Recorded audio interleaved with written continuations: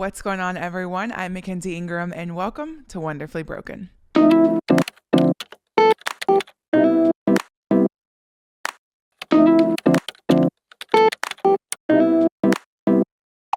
What's going on, everyone? I hope everyone is having an amazing week this week.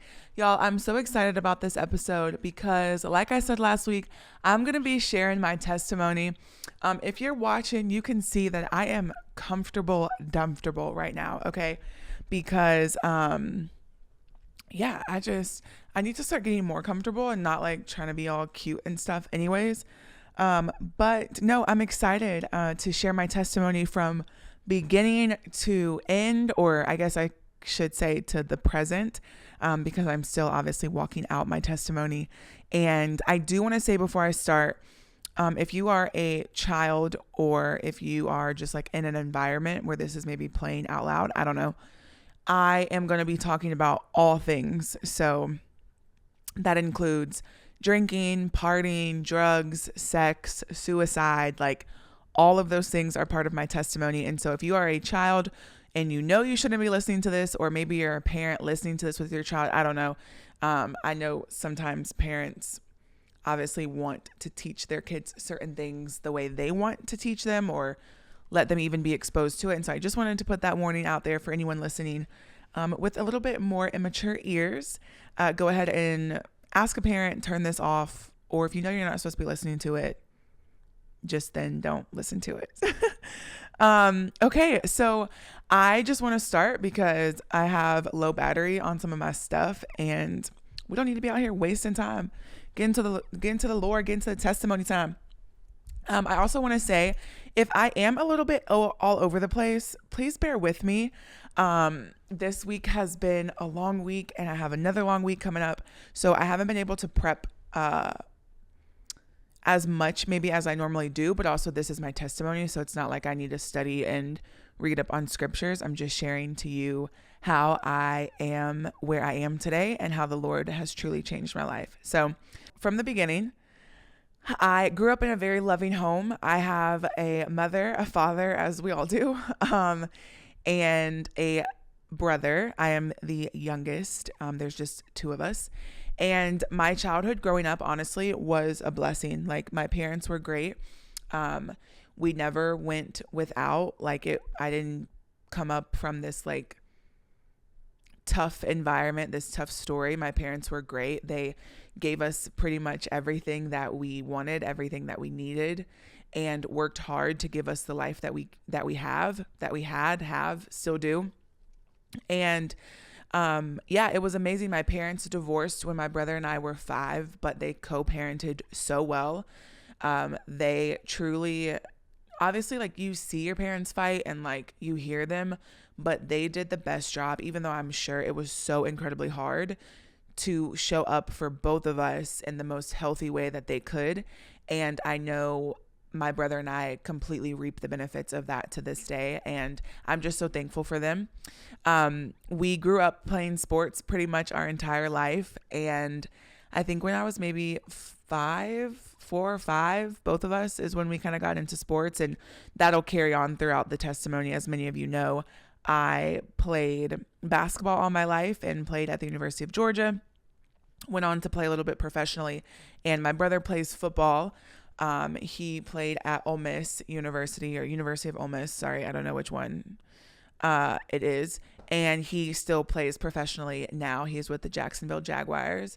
So yeah, growing up, we went to church, but it wasn't a thing of importance to us. Like, we went occasionally on Sundays. We always went on Christmas Eve and Easter. And we knew to pray before we ate and pray before we went to sleep.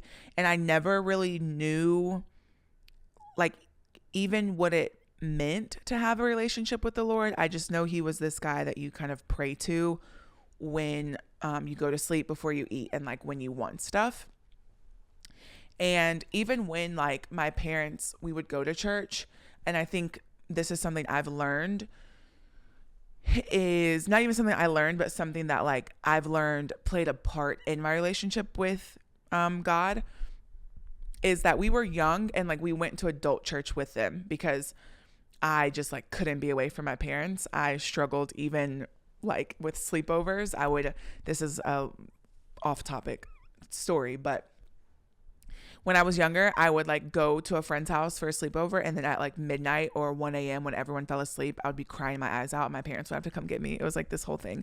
I don't really know where that comes from, but yeah. I'm also like checking constantly to make sure we're recording and that this thing isn't going to die. So yeah, I never really knew what it even meant to have a relationship with the Lord. I know that both of my parents, they have their own journey with the Lord, and it was something that I believe my mom was starting to maybe rekindle for herself when my parents were going through their divorce.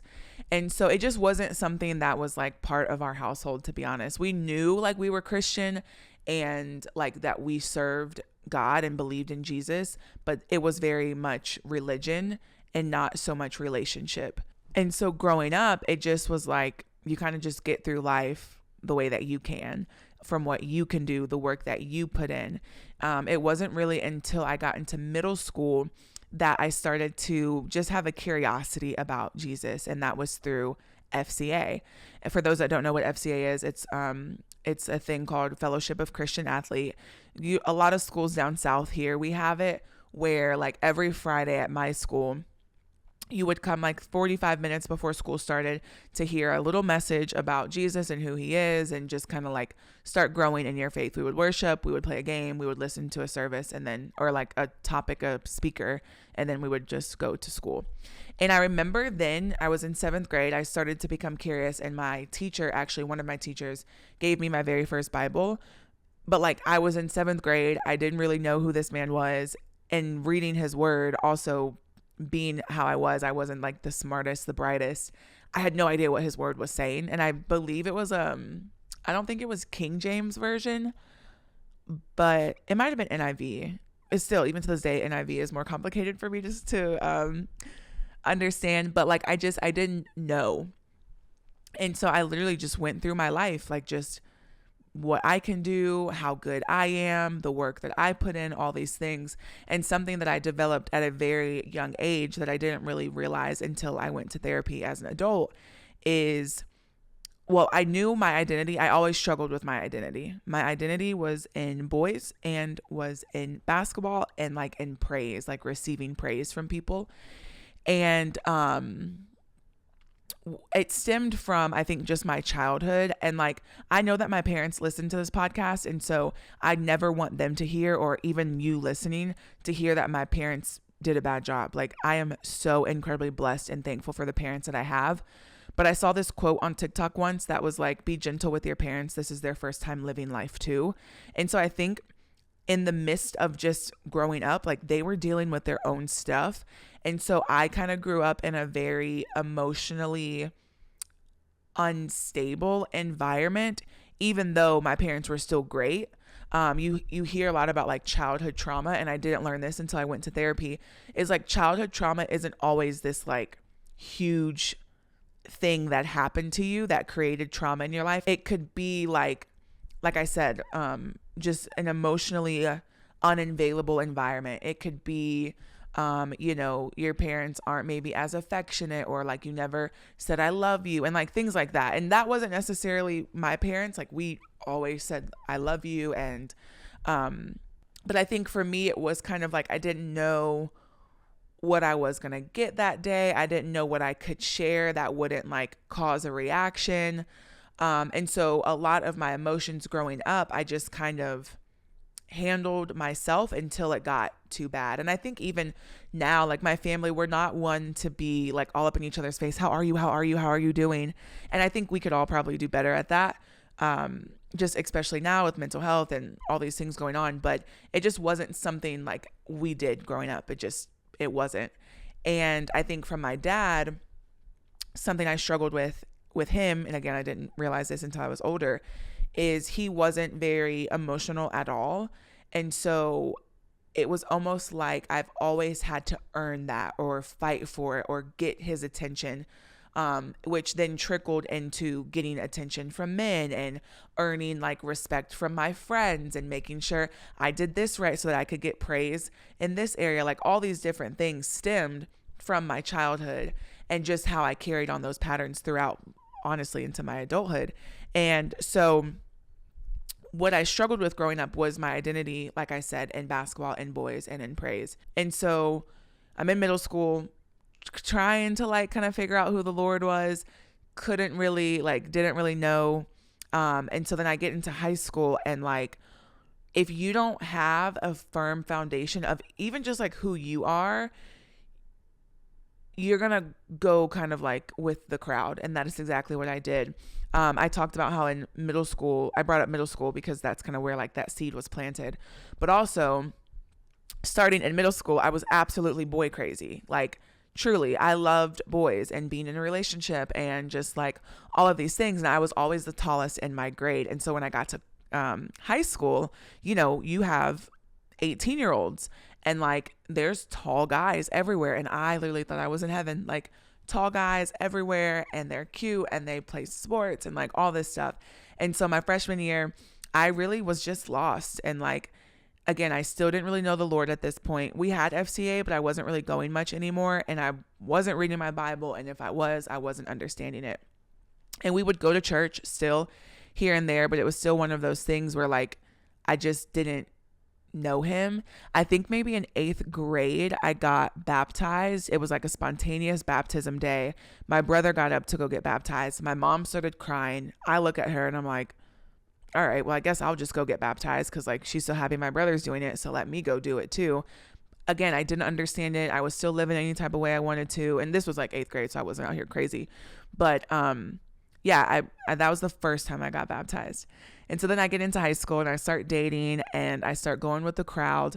And looking back at it now, I wish I had more, because one thing, like your parents can call out bad friends all day, but it's something about when you just hear it from someone else or like have guidance from someone else that it just hits different with you. I don't know. And so my mom knew like the friends that I so-called had in high school weren't really my friends, but I didn't really get that. I didn't see it. I didn't understand. I just thought she was being like a strict mom. And so I just started hanging out with the wrong crowd, getting involved into all the wrong things. And I think because I struggled so much with my identity, I did whatever, whenever, however, so that people could like me, so that people could think I was cool, so that people could say, oh, you know, Mackenzie, like she can hoop and like, that's a cool chick. I don't know. Like it was just this thing where I didn't want to be lame. I didn't want to be left out. I didn't want to be like, it was people pleasing at the end of the day. And so, you know, you're getting into high school, and I believe my generation, like my group, we were the beginning of this fast life with these young kids because we were getting involved, and this was going into, we were getting involved just in everything in high school. This is when you start learning more about your body and you start dating, and you now have a car, so you have a little bit more freedom and just like all of these things. And so for me, I was doing all of those things. I was dating, I was partying, I lost my virginity at a very young age because I was in this group where like everyone was losing their virginity. And again, you have the talk with, like, I had never really had the sex talk with my family.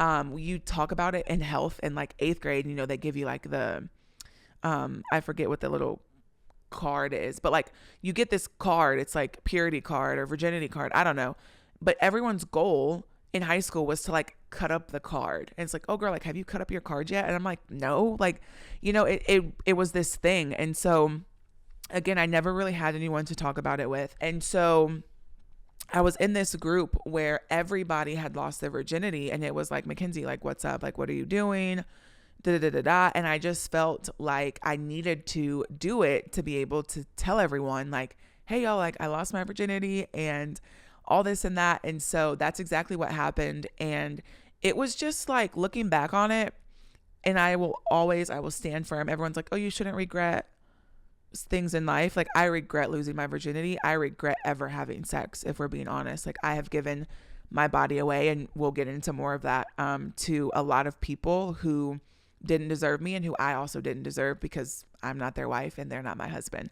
And so, but again, like I didn't have anyone of influence, I guess you could say, in my life to help me and to like encourage me to get out of this group or just like to live better and do things differently. And then this was also the time where I was really growing in basketball and my name was really big. I was like, I don't know, second, third, ranked top 10 in the country in my class. I was getting offer after offer. Colleges were chasing me, like all of this stuff. And so I'm running after boys. I'm feeling good because I'm, getting chased and pursued in basketball. I'm getting all this praise because I'm getting all these awards and doing all of these things. And I'm living life. Me and my brother are having parties at the house while my mom's at work and we're getting drunk and there's sex going on. And I wasn't really involved much into drugs. I have like smoked weed a couple times, but it was more so like partying, drinking, having sex, all of these things that I was more like into that stuff. And I remember I had a really big wake up call. It was my junior year in high school. I was in Panama City Beach. We were out going to a party, trying to sneak into a party. I had alcohol in my hand and I actually ended up getting arrested for possession of alcohol underage. And the police officer, I remember her, I believe she was an angel sent on earth, sent from God. She looked at me. I told her my story because I was freaking out. At this point, I had so many offers and I was like, if this gets out, I'm going to lose everything, all this stuff. And I look at her and I'm like, hey, is this going to get out? Luckily, thankfully, again, God's hand was on this. I was 17, so I didn't get taken down like to get a mugshot or anything because I was underage. And I'm telling her my story. I'm telling her who I am. And she's like, bro, what are you doing? Like, she's like, look at your friends. And I was with this big group of friends who have nothing to lose. And she's like, are they worth it? Like, are those people worth you losing everything that you and your family have worked so hard for? And I just remember that being such a big moment for me in the sense of like, I have to be careful of who I hang around. It still didn't bring me to the Lord. I still wasn't intrigued like, oh, I need to learn Jesus. It was just being more aware and more cautious of who I surround myself with because I know where I'm going and I know where they're not. And so I go throughout high school and my junior year, I start dating a guy and it was good until it wasn't. And I also have nothing against anyone I've ever dated. Any of my exes, like I have nothing but respect for all of them. And like, there's been forgiveness, there's been mending, and there's been like all beef and all, any questions or just like any uncertainty about anything has been dealt with, handled, left alone. So I'm not sharing this to like ever talk down on someone. I'm just sharing my story. So I start dating this guy and things were good until they weren't. We were friends. We had kind of dated a couple times before then, but then junior year, like things really took off. There was a lot of cheating involved on both sides. There was a lot of lying about his best friend, and there was a lot of lying on my end just about like what I was doing and things that had happened.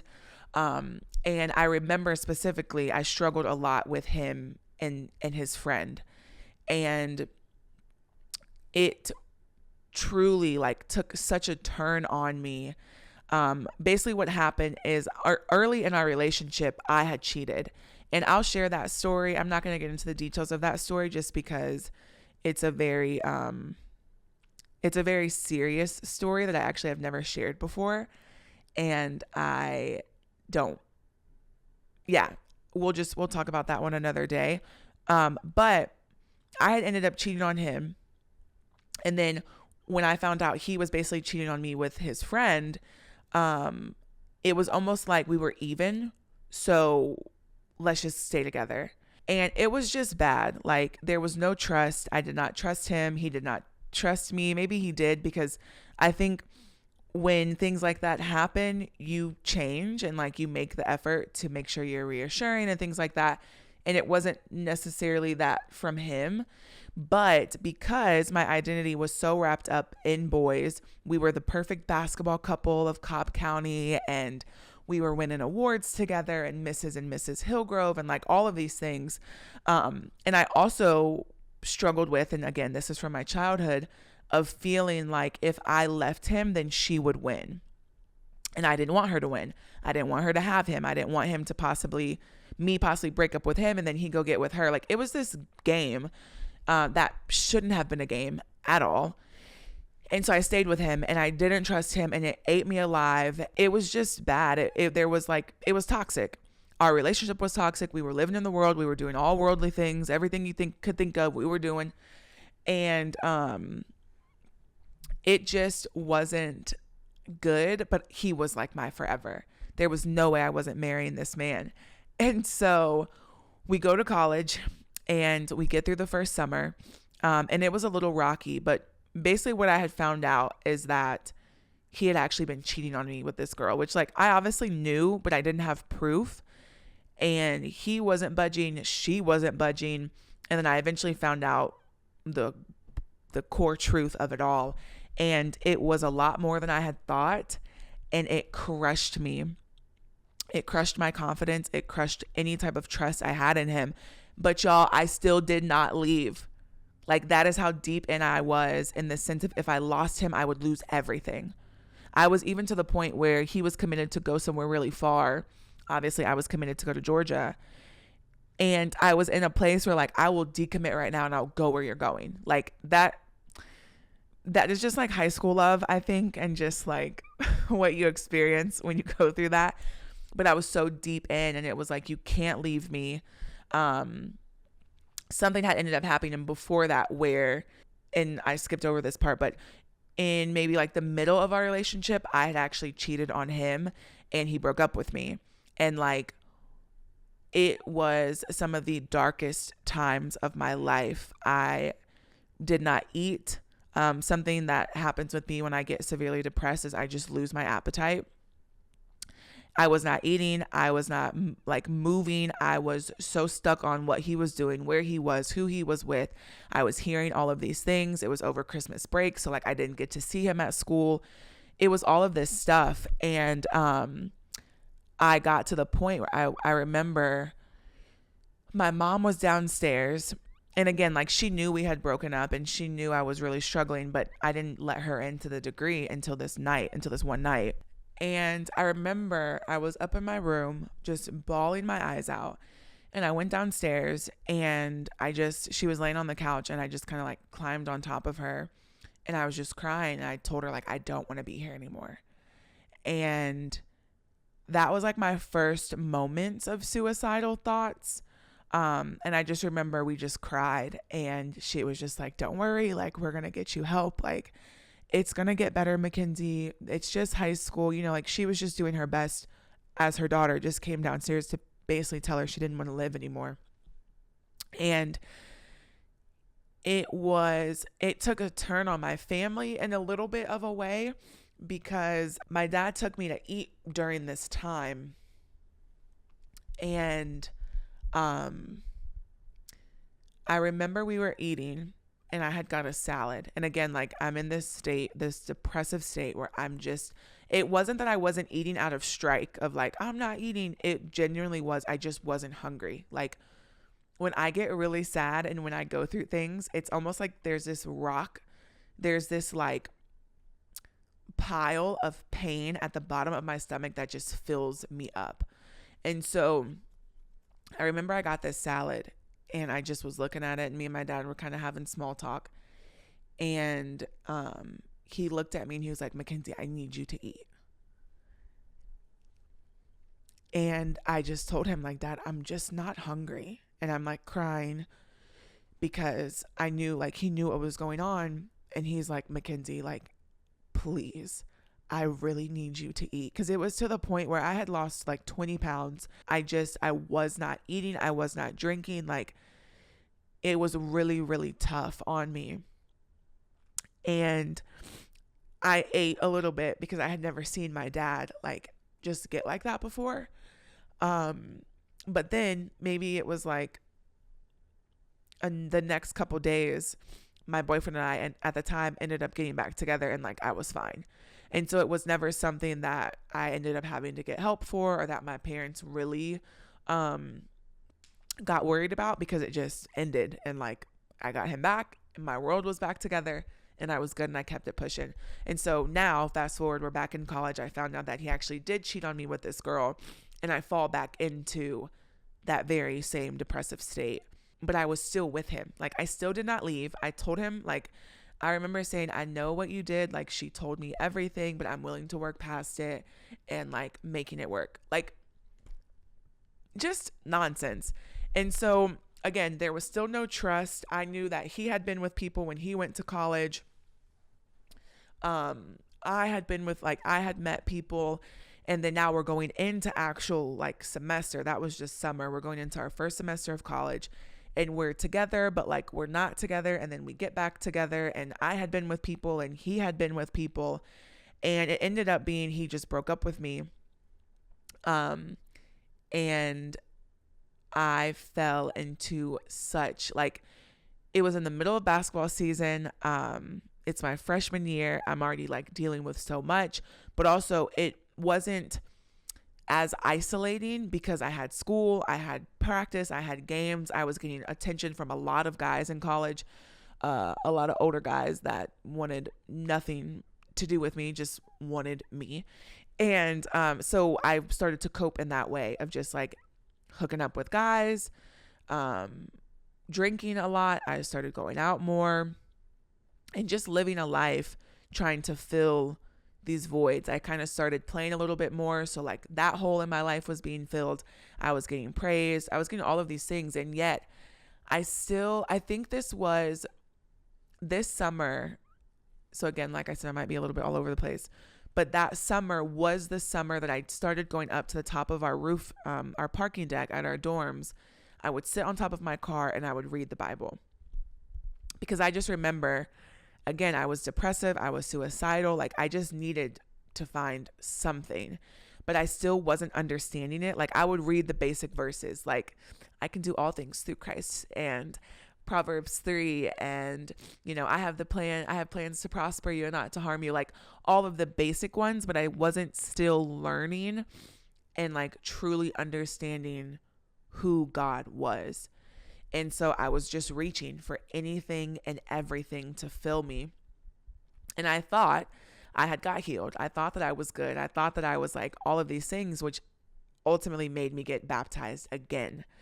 And at this point, I had met someone my freshman year. I got really close with a guy.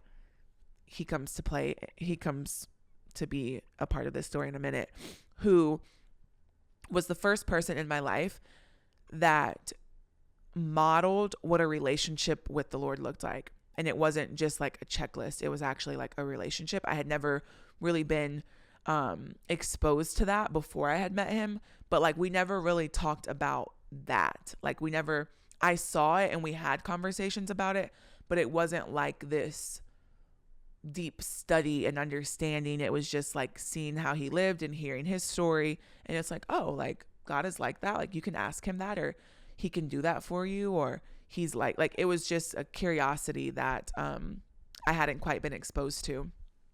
So I'm trying to read the word, and I get to a point where like I think I'm healed and I'm good, and so I get baptized again. It's this whole thing at my church. But really looking back on it, it was just I had moved on. Like I had met another guy, started dating him. I was getting filled with that.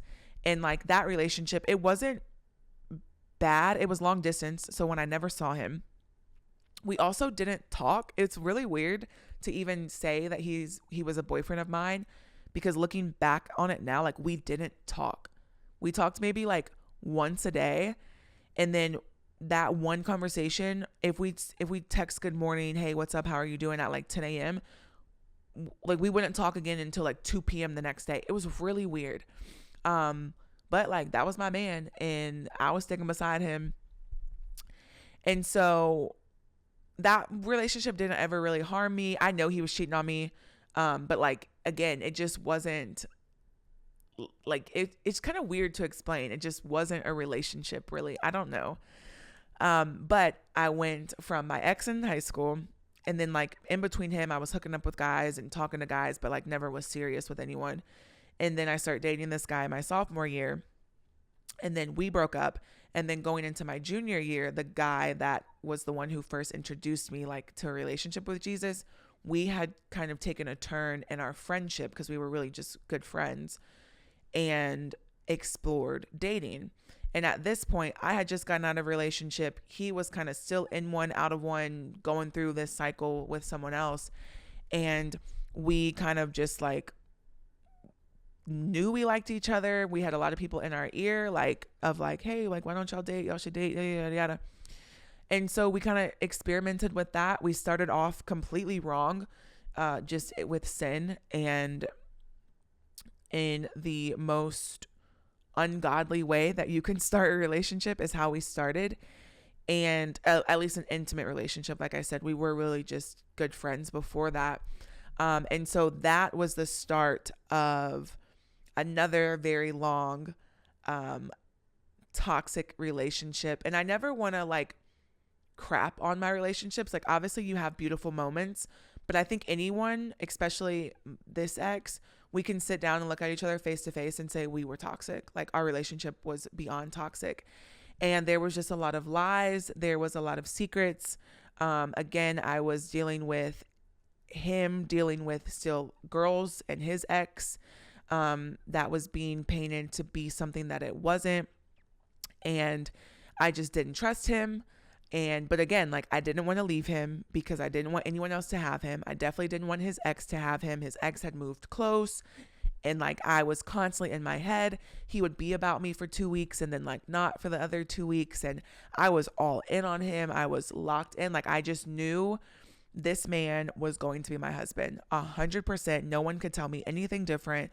We were going to get married, and we did that. And so we're in this relationship, and like there's just no trust.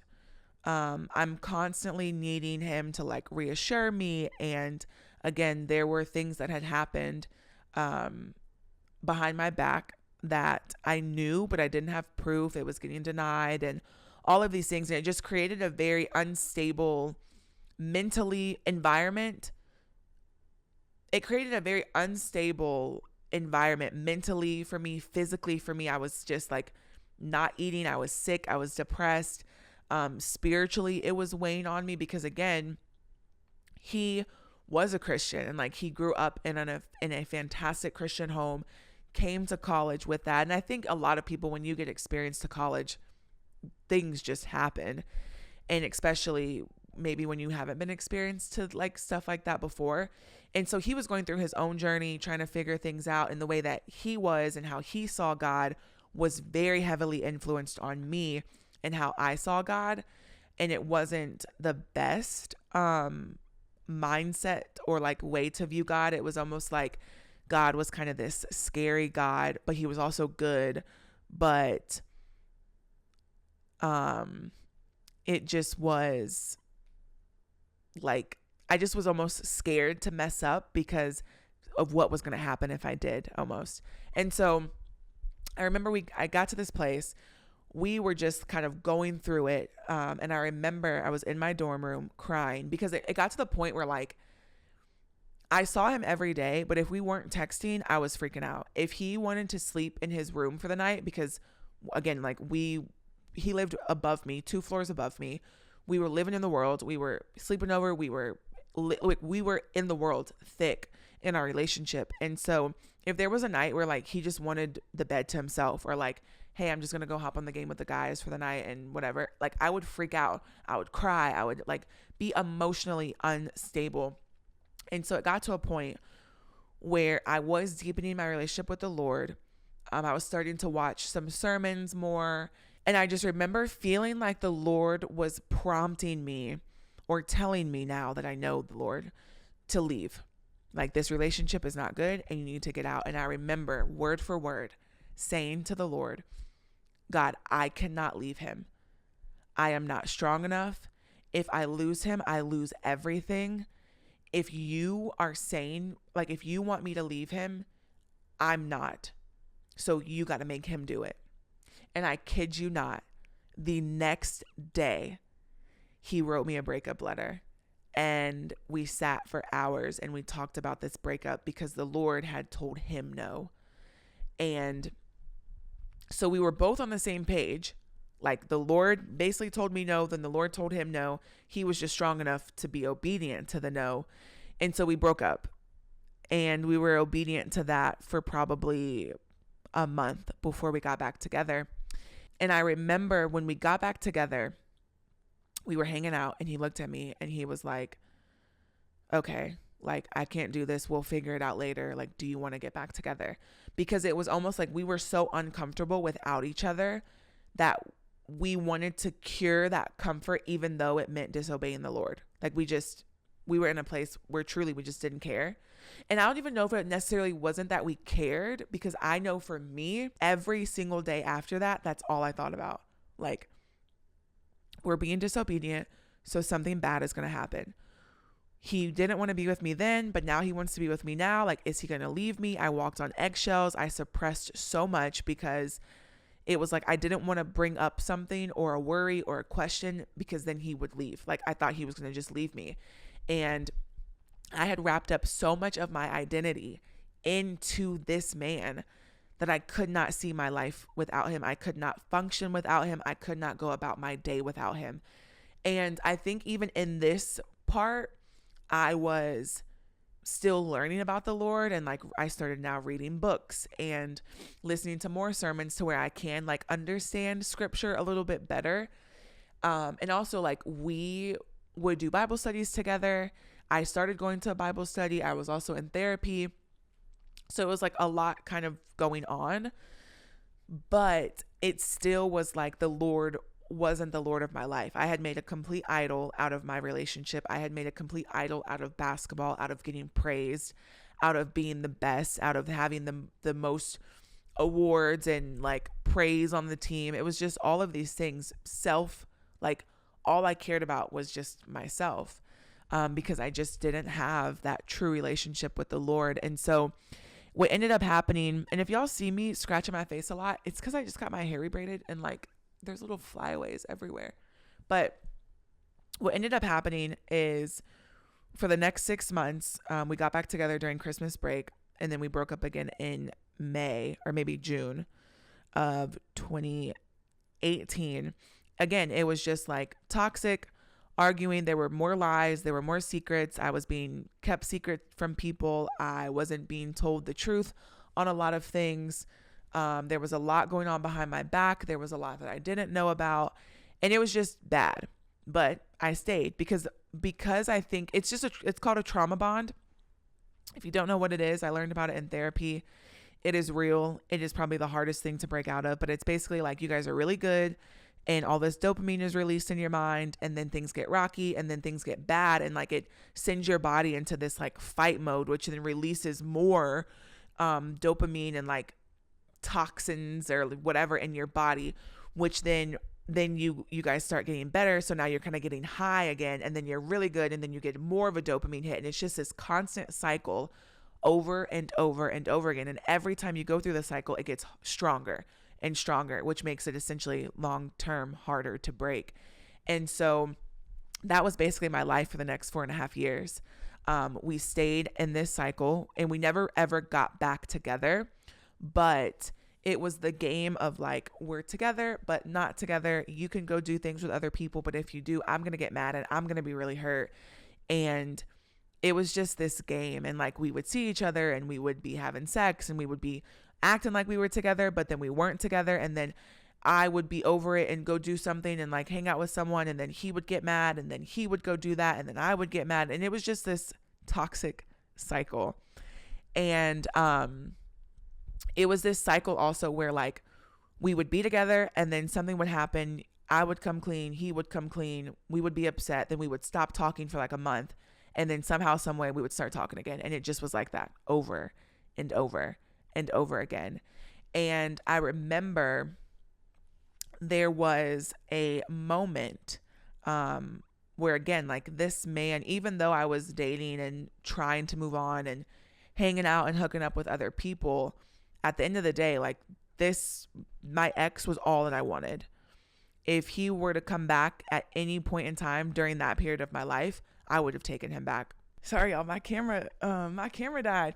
But okay, so like I said, if he were to come back at any time, I was taking him back and we were going to get married. And like, it was just this thing. And so in that time, what ended up happening was at this point, so I will say, because this was from like 2018 until 2022. So literally 4 years. But during this time is really when I started to develop my relationship with the Lord.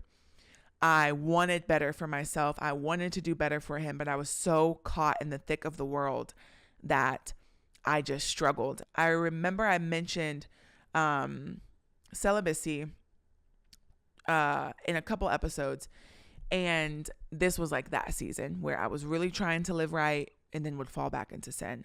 Really trying to live right, fall back into sin. I was partying, I was drinking, I was literally just so caught in the world. I had also, during this time, at the end of 2018, I went to Israel to play professional basketball.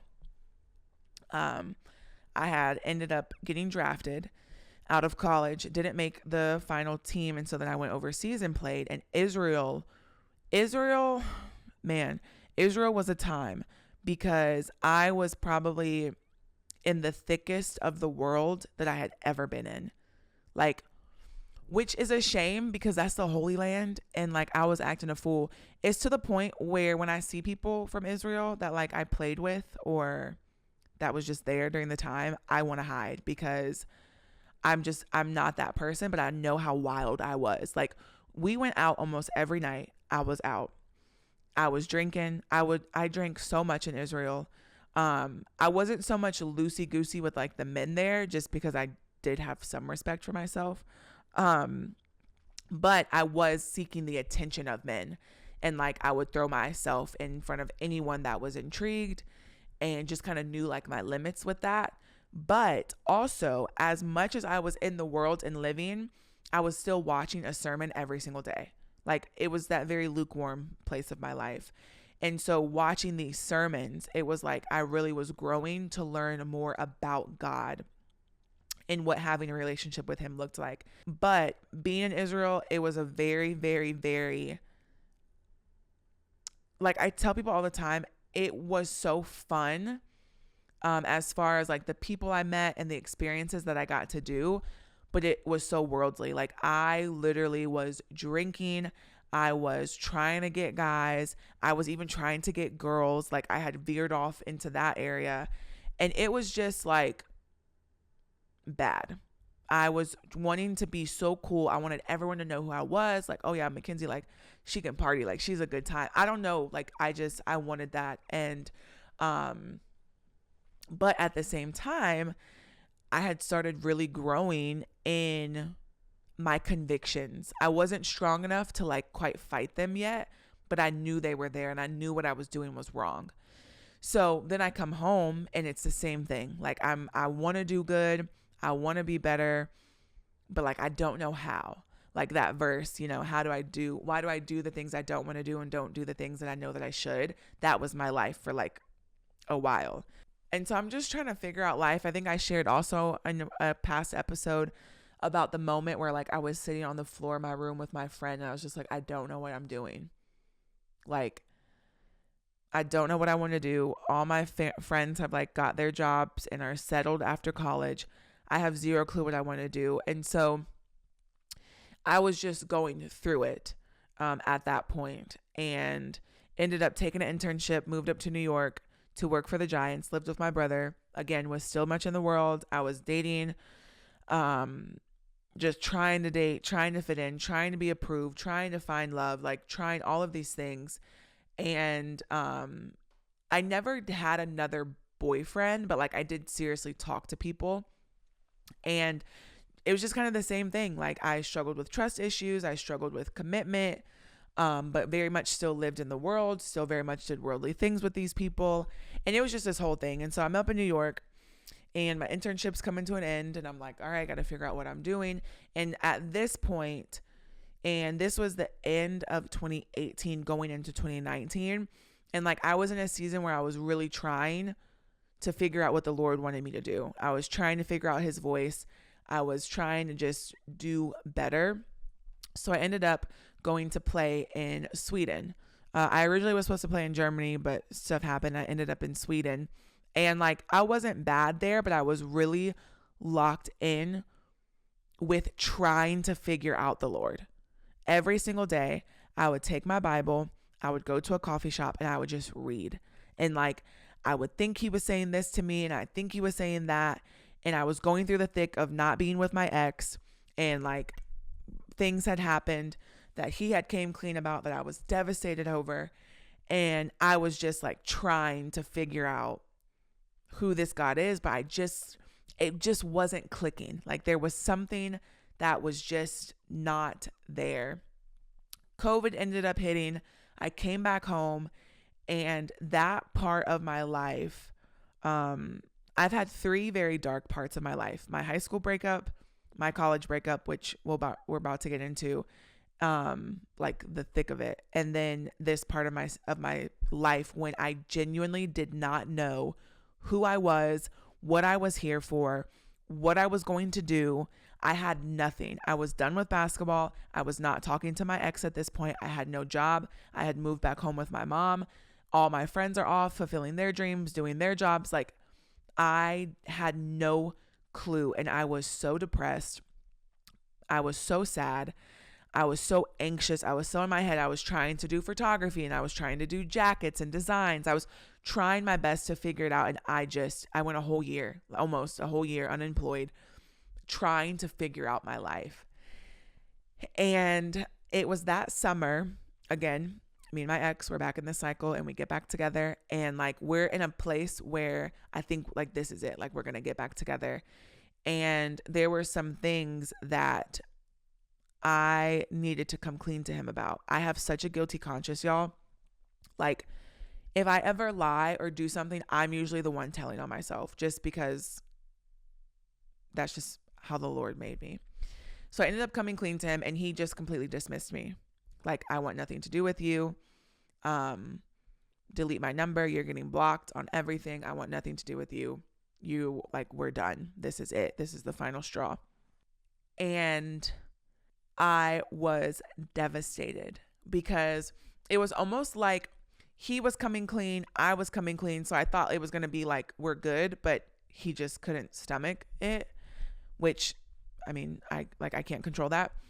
And so I remember those next couple weeks, man, like, I will never forget. I started having suicidal thoughts. I was depressed. I was filled with extreme anxiety, wondering what he's doing. Where is he? What does he have going on? Is he back with that girl? Is he doing this with that? Like, I was all over the place.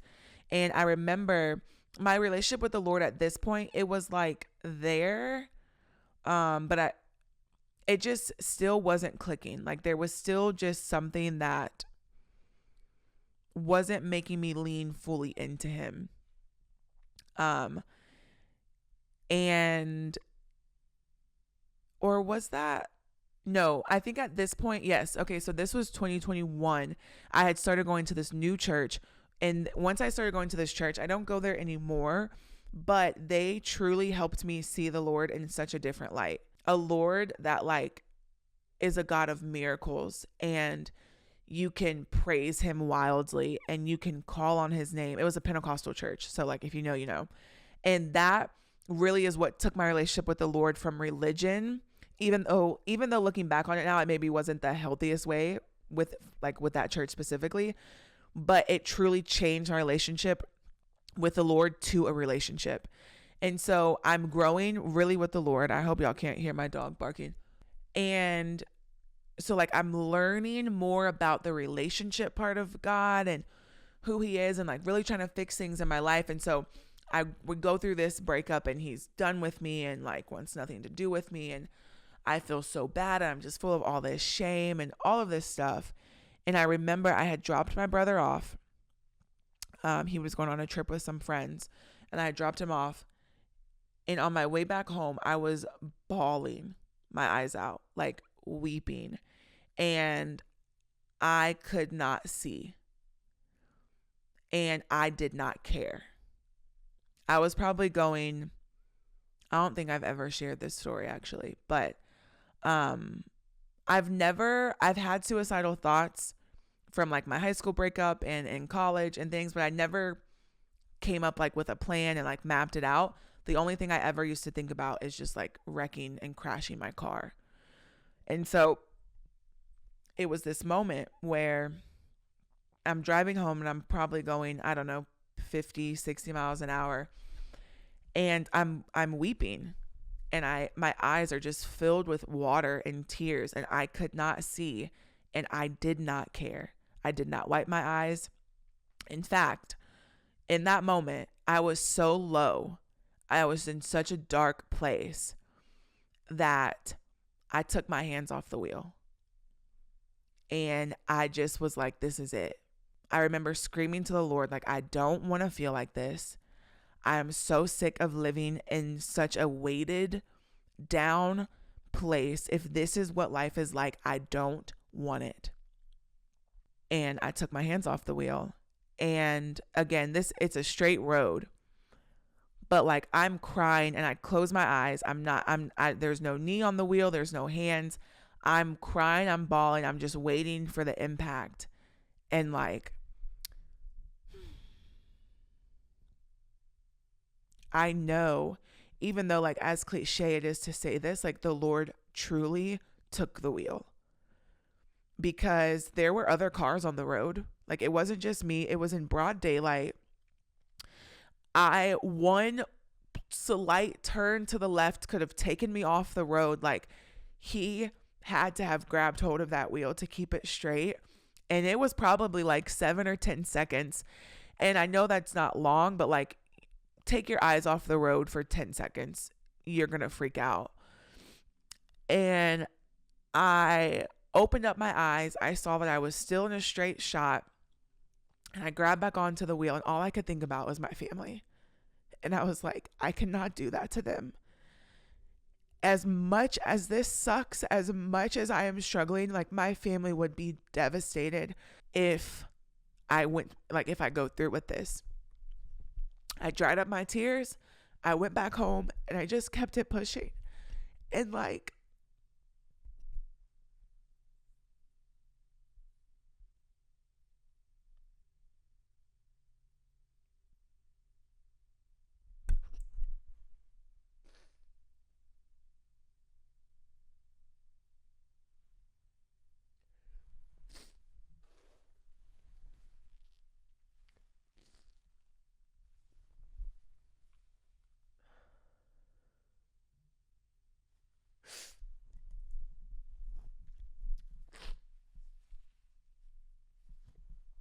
sorry. Um, I think I'm emotional. I actually don't think I've ever shared that story.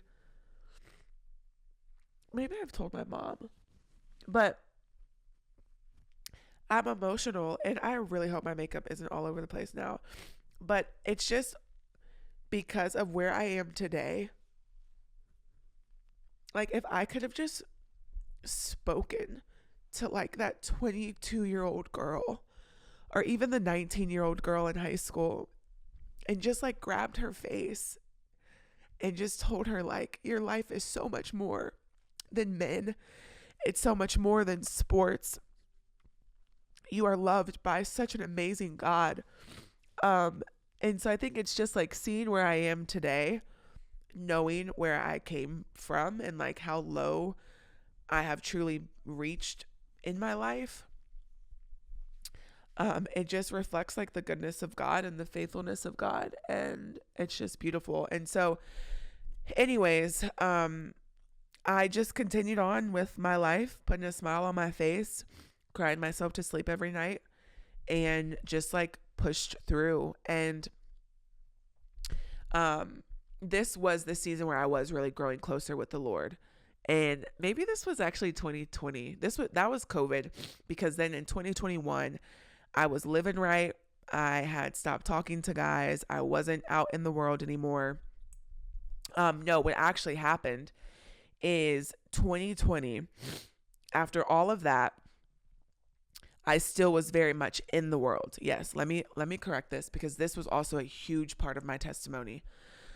I was still very much in the world. I had just kind of gotten a little bit better as far as like getting over my ex, and I had started talking to somebody else, and we were doing everything that we shouldn't have been doing. And I remember I started hanging out with this group of people, and we went out all the time. I was drinking so much.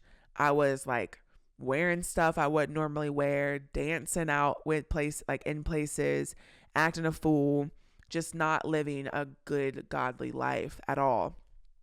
And I remember there was one night I was at a party and I was drinking so much. Let me just check the mirror. Let me make sure I don't look like a raccoon. And I was drinking so much, and we were at, like I said, we were at this party. I was drinking. We were playing Uno or something, and like I kept losing, and I was just shot. And then there were these gummies, these sour worm. What are they called? Sour worm? You know what I'm talking about. Gummies on the table. And I thought like they were packaged like candy. Like just like the normal candies you get at the grocery store, at the gas station. Those little sour, colorful worms. And I tore that bag up. Ate every single one of them. Then I was drunk at this point. Those that are listening, you probably know that that bag was a bag of edibles. I had no idea.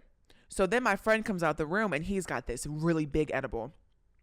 And he's like, hey, who wants to split this with me? And I'm like, sure, I've never done an edible. I will. Not knowing that I just ate a whole bag of edibles. And it's probably, I don't know, midnight at this point. And the next day, yep, this was during COVID, because the next day was I still lived at home with my mom, and we're really close with our neighbors, and they were starting their first day of virtual school. And because I had no job, my neighbors basically hired me to come over every day and help them with school while they went to work.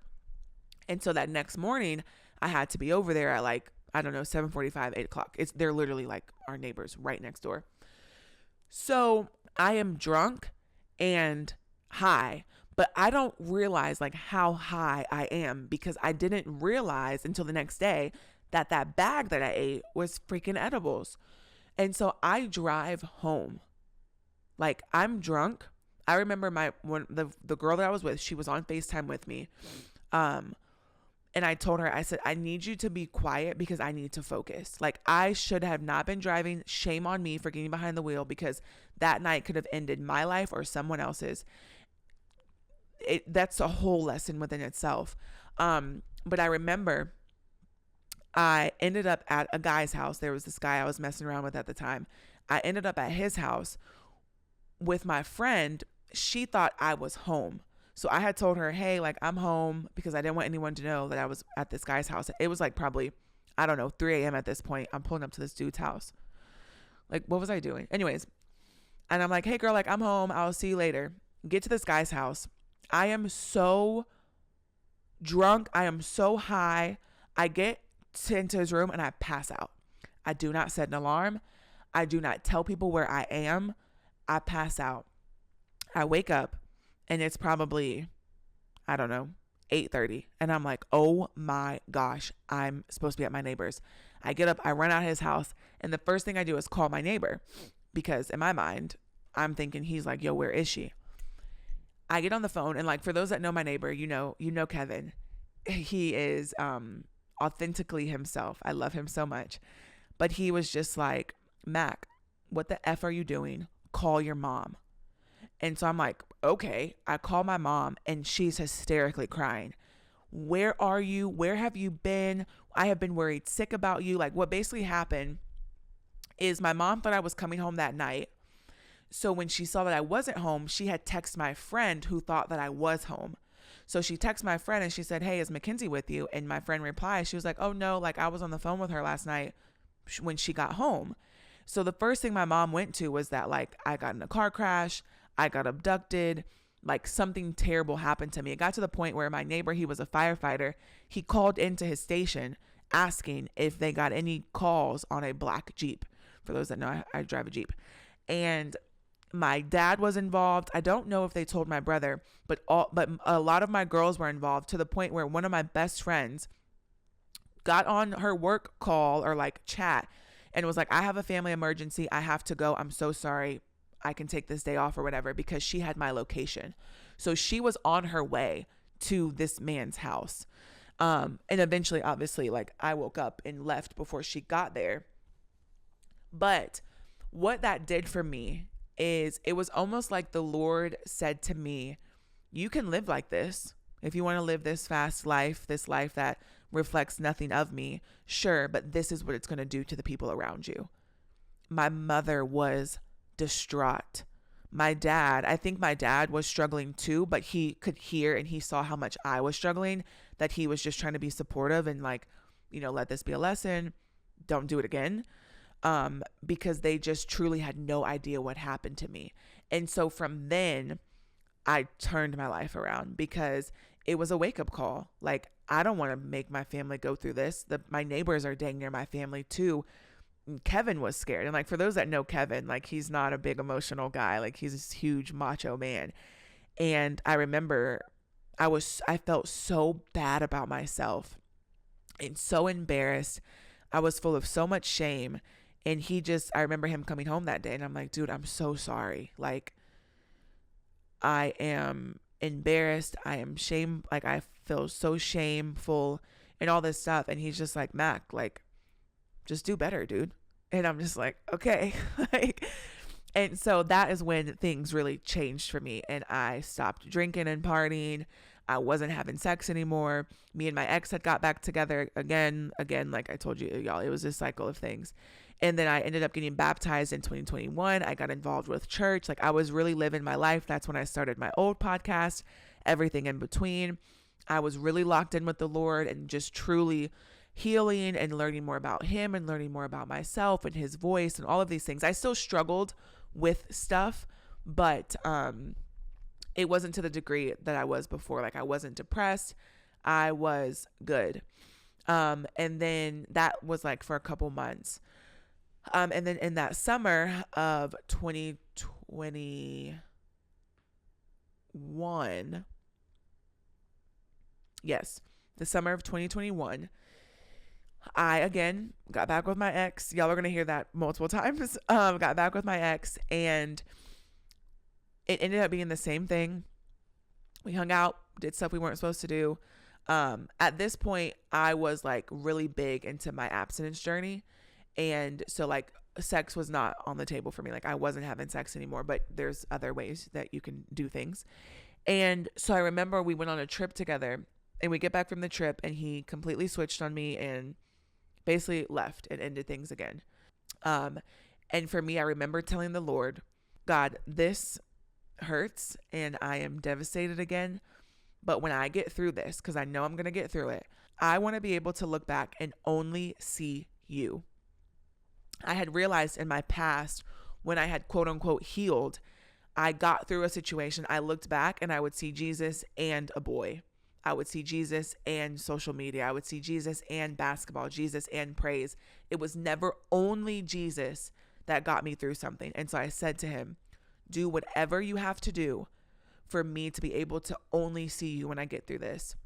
And y'all, baby boy did what he had to do. Okay. And I cried and I cried and I mourned and I forgave and I uprooted and me and the Lord and I should say. And it was a process. I was so sad. I was so depressed. It was another dark time in my life where I was in isolation, because it was also like, I want to heal from this. So like, whatever I have to do, I want it. Refine me. I know people are like, don't pray that. No, Lord, refine me, because I'm done going through this. And so every day it was just tears. It was just not knowing. This was when I got introduced to my favorite verse, Galatians 6:9. The Lord, it was my first time hearing that verse. And I just remember every single day telling myself, don't give up. The verse I guess I should say it, is do not grow weary in well doing, for at the proper time you will reap a harvest if you do not give up. And so I told myself every day, don't give up, don't give up, don't give up. And this was we were probably 3 months into this, and nothing was changing. I was doing right.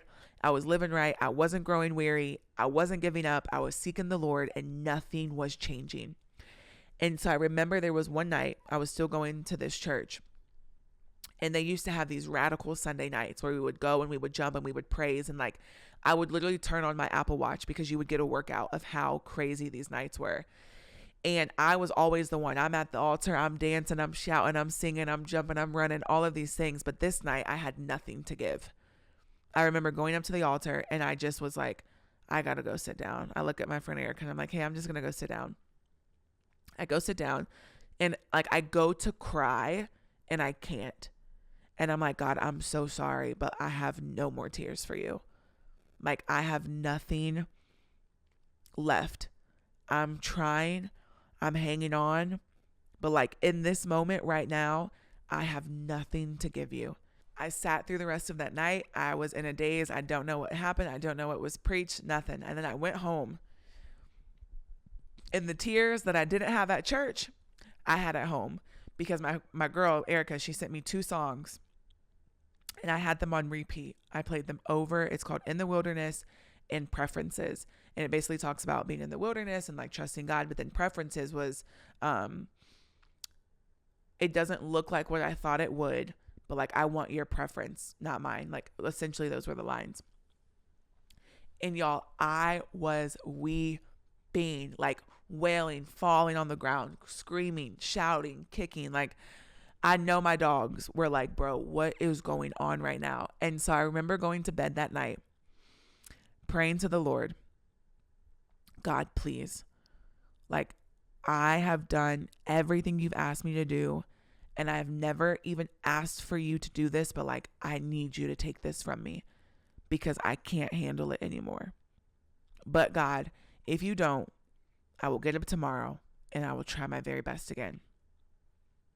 And I went to sleep. And it was the first time in probably a decade, if we're being honest, that I slept through the entire night. And I woke up the next morning and the first words out of my mouth were thank you. Because it was the first time in over a decade that I woke up without feeling this weight weighing me down. I didn't have a pit at the bottom of my stomach. I didn't wake up thinking the first negative thought. Like, it was the first time in a long, long time where I woke up feeling just like light. And I remember, and I laugh about it now, because I remember like shooting up, swinging my feet to the floor to make sure like I wasn't dreaming, because I was so confused that I felt this way. And I just started laughing. And it was just the peace that the Lord had given me that I had never experienced before. And it was so incredibly beautiful. And that was my first encounter I had with the Lord, where like he truly healed me. And for the next, I don't know, 7 months, I lived in this state of peace that did not make sense. I was a person that I didn't recognize anymore. Like, I didn't have a worry in the world. I trusted the Lord. I was like, and it wasn't to say like I didn't still go through things or like have like troubles, but I had this peace that literally, like, the peace that surpassed all understanding was what I had. And I never struggled to this day with another suicidal thought. Obviously I've gone through more things since then, but I will always, like, I before that encounter, I never really had an encounter with Jesus. You know what? Sometimes in church, people are like, go back to the last time when like Jesus came through for you. I had never had an encounter to that degree until then. And so now when I am faced with things, when I do go through hardships, I can look back at that time and know like he got me through then, he will get me through now. It's unexplainable even to this day. And it was a beautiful time in my life. And so I'm walking with the Lord. I got a job. I'm like thriving. I'm just at peace. I'm living, like life is good. And I also was in a place where I felt like the Lord had told me that my ex was going to be my husband. And so it ended up getting to a point, we were in November, and I was hopeful again because we were talking again. And like, I just knew that I knew that I knew that this time, like, we were going to be together because he was involved. He was interested. Like, it was this whole thing. And something had happened to where that didn't end up happening. And I just remember telling him, like, I'm done. We've gone through this for 4.5 years now. I am over this. I don't want to talk to you. Don't wish me happy birthday, Merry Christmas, Happy New Year, nothing. Like, we just need to go our separate ways, because if you still don't know, if this is still something that you're not sure about 5 years in, really 6 at this point from when we actually started dating, then what are we doing? Like, end. We're done. I remember praying to the Lord, like, can I let go of this promise that I believe you were telling me for? He told me that I could, and I did. I let it go, and I let it go of it quick. And that goes into the end of 2022 into 2023. And I just, I was frustrated with the Lord that he would, like, I felt like he made me wait for something that wasn't even a promise, or that didn't even happen. And I got involved with another guy I used to mess around with. And at this point, I was like on my abstinent journey for 2.5 years. And I just was like, what's the point? Like, I held on to this promise. I stayed true to it. You know, I did what I thought you were telling me to do and all this stuff. And like, here I am getting played again. And I was like, once he gave me that okay to let go of that promise, I just took my dating life. I was like, well, you don't come through. And like, I'm still in this side. When at the end of the day, it had nothing to do with the Lord and all to do with me and my ex. But like, I just basically took my dating life into my own hands, and I got back. I started dating this guy I used to mess around with. My abstinent journey came to an end. I hooked up with another guy, and then like neither of those ended up working out. And then I started talking to a guy that was my friend, and like, it was good, and then it wasn't good. And then I ended up starting. And then I remember this was also when I started to start speaking. And I did my first speech. And I remember when I was getting off the stage, because I remember I had hooked up with a guy. And then like within a week, I had went to go to my first speaking engagement. And I was telling these girls to not have sex when I just did it a week ago. And I remember the feeling that I felt when I got off that stage was like I just played a basketball game, and it was like it just put something like back into my life, like this is what I'm supposed to be doing. But I also knew that I wasn't living in complete alignment with the Lord. And I remember getting off that stage and the Lord whispering, like, you can't stay here.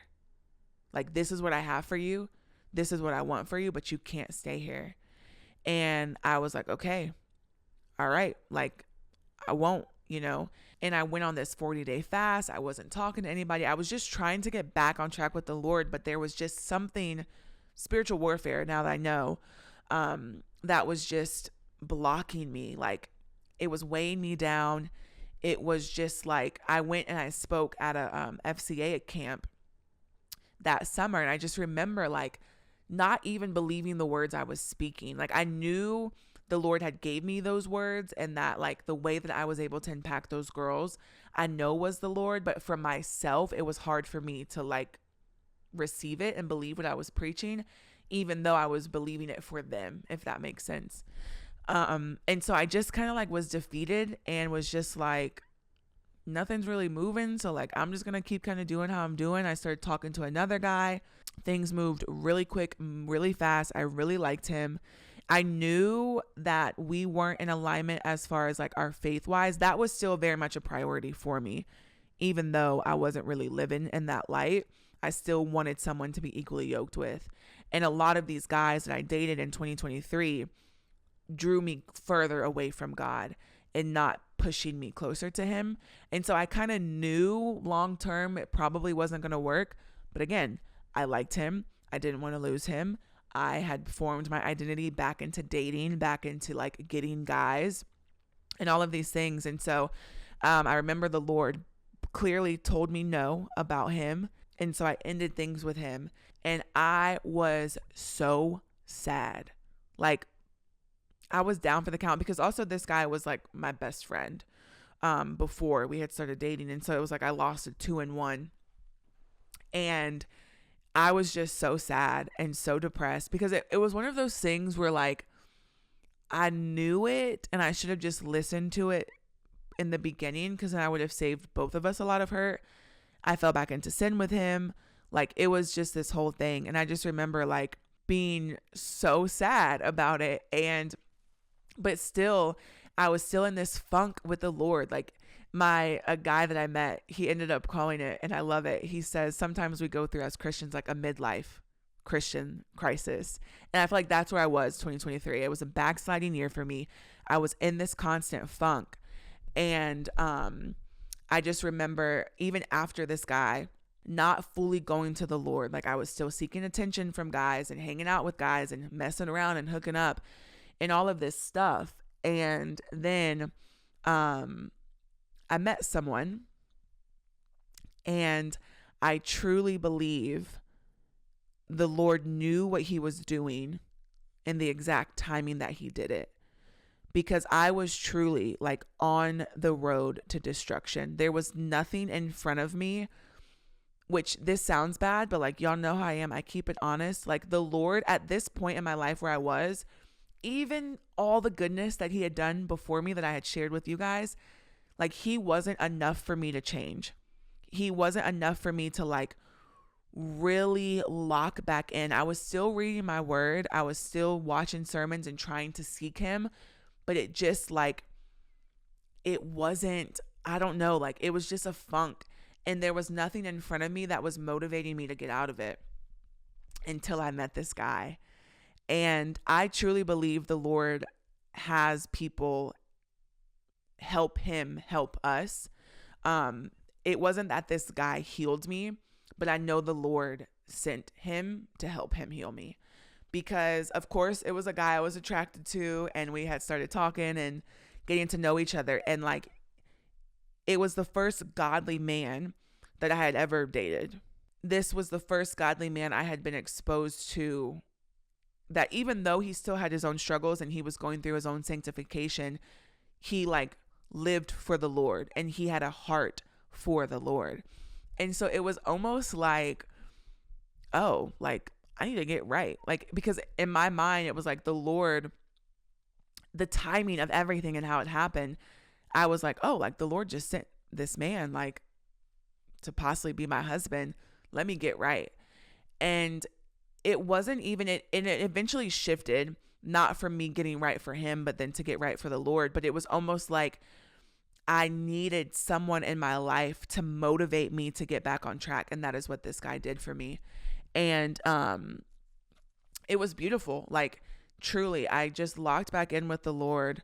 I had a moment at the end of the year, New Year's, where I just was like done. And I not a lot of people know this, but towards the end of 2023, I drank every single day. Like, whether it was a cider, whether it was a glass of wine, like I was just trying to fill and like numb myself. Even when I started talking to this guy, I was drinking every single day. That's when I said I was truly heading down the path of destruction. And so New Year's came around and we had this party, and I got blacked out. Even though I was beginning to be motivated to like get my life back on track, I gave myself a date. I was like, okay, New Year's, like we're locking in. So New Year's Eve, I'm going all out. And I did. And I blacked out. So the next day, I just remember telling myself, like, what am I doing?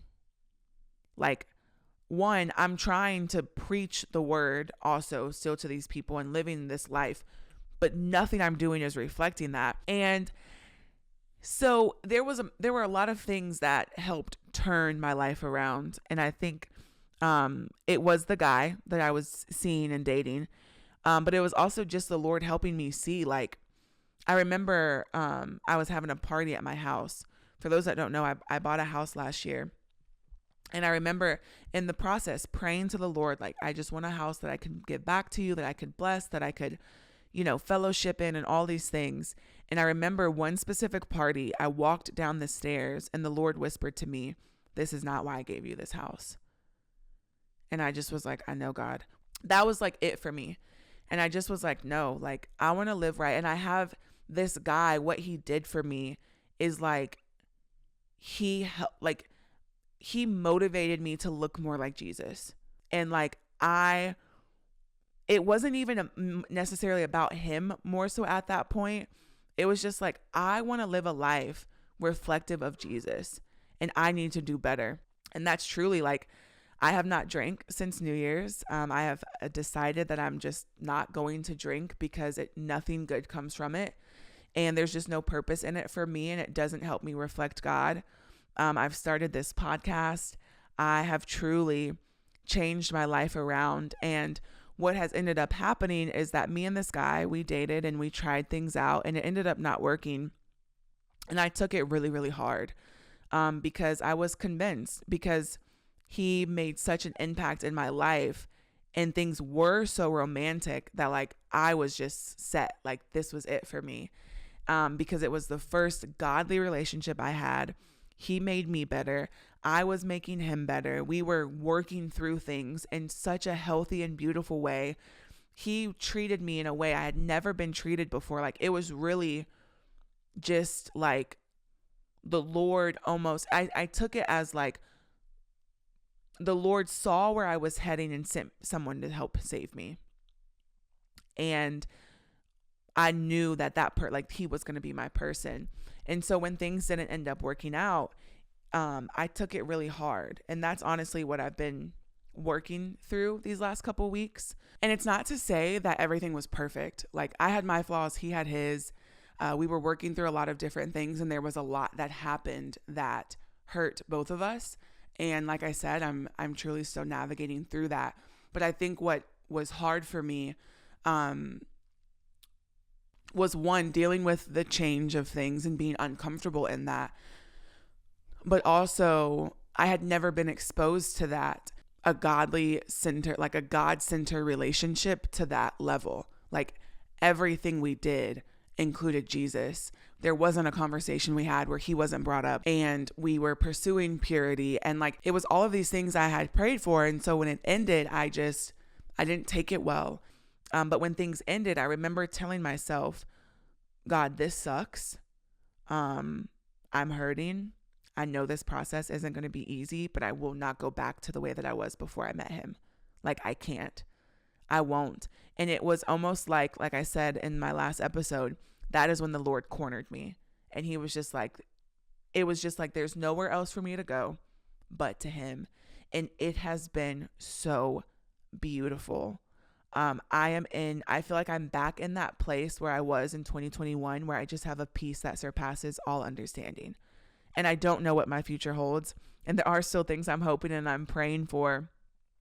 But I'm in a place, my friend said it the other day, where I'm just content. Like, yes, I want marriage and I want a relationship and I want the job and I want the family. Like, of course I want those things, but I am truly in a place where I am just content with the Lord. And like, I love him so much, and I know he loves me. And it's the first moments I've been in my life where like, I believe his word and what it says about me. And it's not like I'm just reading it to read it and thinking that it's for someone else. Like I have truly grown in this time, and it's been, I don't know, a month and a half, going on 2 months maybe, where like I've just grown in intimacy with the Lord, where some days like I just crave him. And I am just truly, I'm still healing, and there's things that I'm still working through, of course, but like I'm just in a place, I can't explain it. Yeah. And I think even just thinking back over this episode, like to know where I was in high school, in college, during COVID, just even at the end of last year, and to know where I am now, it speaks to nothing but the faithfulness of God. and how he can turn anything around. Those moments in my darkness, I never thought I would see the light that I'm seeing today. Even just a couple weeks ago, going through this breakup has been really hard on me. But to see the Lord's faithfulness through it, and for to even just the way that it went, and how much he has used something that, it wasn't even that the breakup was bad. It was the most godliest breakup I had ever had. Like, it was so beautiful. The breakup was so beautiful. It's also weird calling it a breakup because we weren't like official, but you know what I mean? Anyways, even just seeing his faithfulness and the things he's been revealing to me, and the things he's been showing me that are still within me that I need to uproot and I need to get better at. It's truly just gotten me to a place where, like, Lord, like, I'm good with you. Of course. And like I said, yes, there's things that I'm hopeful for and desiring, but I'm content with where I am with the Lord. And I am so incredibly grateful for the places that he's brought me out of, the goodness that he has given me, despite this, everything I've shared most of my story, but obviously there's those like little details that aren't for every single person to hear. But like, the Lord has brought me out of so much bondage, so much pain, so much shame, where I can truly like sit in today and just smile and be grateful. And it's not to say I don't still have like tough days where I might be struggling with my job and miss the way things were just a couple months ago. Like, and I'm not at all saying that, but it's just different when you know you're doing it with the Lord, and you can see his hand on it. You can see his faithfulness through it. And I'm just so incredibly grateful for him. And so I hope my testimony just encourages people that, like, you are never too far gone. There were moments in my testimony where, like, I thought I was too far gone, that I was a girl who kept having sex, who kept partying, who just couldn't escape from this sin. Why would the Lord want something to do with me? And like, here I am today, sitting in the most beautiful place I've been in my life in a very, very long time, truly giving nothing but thanks and gratitude to the Lord for how much he has shown his love and faithfulness to me through it all. And so you're never too far gone. And I hope my story shares that or shows that to you. The Lord loves you so much through every single bad thing you've done, can do, will do. He loves you through all of it. And yeah, I said this before, like, if I could go back and tell my younger self anything, it would just be to run after God. Like, nothing else matters. No one else matters. Your worth, your identity, who you are is not in things of this world, but in God. This world will shake you. It will break you. Like, even just 3 weeks ago, I was so broken, y'all. My confidence, my energy, my worth was just gone. And I'm so thankful for the greatness of God. And just, I think time also, like, time does help. I don't believe time heals. I think the Lord heals, but I do think time helps. But like, where I am now, my worth isn't in my job. It's not in my dating life. It's not in the things that I don't have. Like, my worth and who I am and my confidence and just, I don't know, like, where I am, it's just solely on the Lord. Like, he has been building up my foundation. He's been building up my house now from the right foundation. It was almost like I would be on firm foundation. We would start building, and then like I would just start doing stupid stuff, and he'd be like, nope, we got to break this down again. We would firm foundation. We would build up. I would start mixing in soils, and he'd be like, nope, we got to tear this down again. And now I feel like we're building this beautiful house on a firm foundation, and I'm just watching. I'm doing what he's telling me to do. I'm placing things where he's telling me to place, uprooting, kicking out, throwing out, taking the trash out, moving in, planting, everything he's telling me to do. And it is so incredibly beautiful. And as he's done that for me, I truly believe he can do that for you.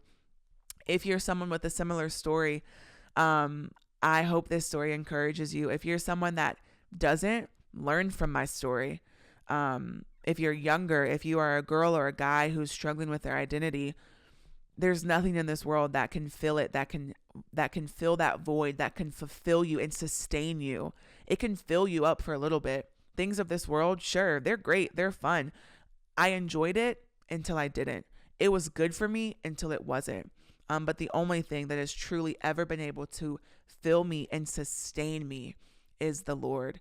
And so, yeah, I love you guys so much. I thank you for listening. I know this episode was really, really long, but I am very passionate about sharing my testimony. I know the Lord has given me a testimony to share because I know it's going to, and it has helped so many people. So I love you. Thank you for listening, and let's pray. Dear God, I thank you so much for this day. I thank you for everyone listening, Lord. I just thank you for your faithfulness, for your goodness, for the way that you have showed up in every area of my life, every dark season in my life, Lord. You have shown up even when I knew you, even when I didn't know you. Your hand has always been on my life, Lord. And I just thank you so much for my testimony. I thank you so much for allowing me to walk through the things that I walked through, I thank you so much for turning all that I have done, the good, bad, and the ugly, around for my good. And I just thank you for this testimony. And as hard as some of that was to share, I know that it's going to help some people. And I just pray that this encourages those listening that feel far from you, that feel that they've done too much wrong, that they are too dirty or unlovable, or they're struggling with their identity. I just pray for them, and that they know that there's nothing on this earth that can fill them, that can heal them, that can love them, that can help them in the way that you can.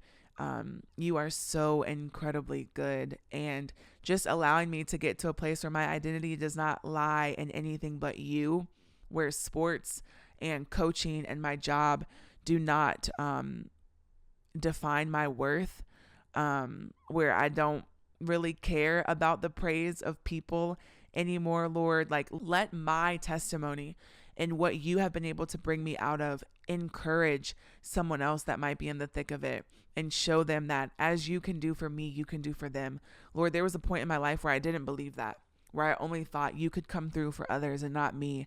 And I just thank you for showing me how false that was. I thank you for showing me the lies of the enemy. And so I just pray that encourages someone today, Lord.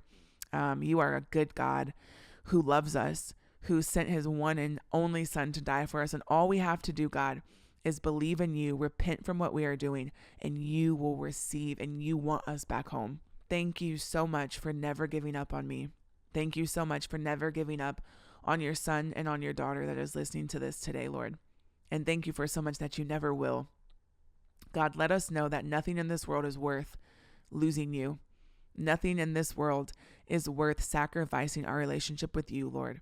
And sometimes it's a process, as mine was literally until today, like until the very present. It has been a process, and it will continue to be a process, Lord. But that's what makes this so wonderful. That's what makes this so beautiful. And so I thank you for essentially making my life, for turning my life around and taking the broken and making it wonderful. Literally, the title of this podcast, Wonderfully Broken, Lord. And I just pray that you do that for everyone else listening. Lord, we love you, we trust you, we thank you, and we praise you. And in Jesus' name we pray. Amen. Bye, guys.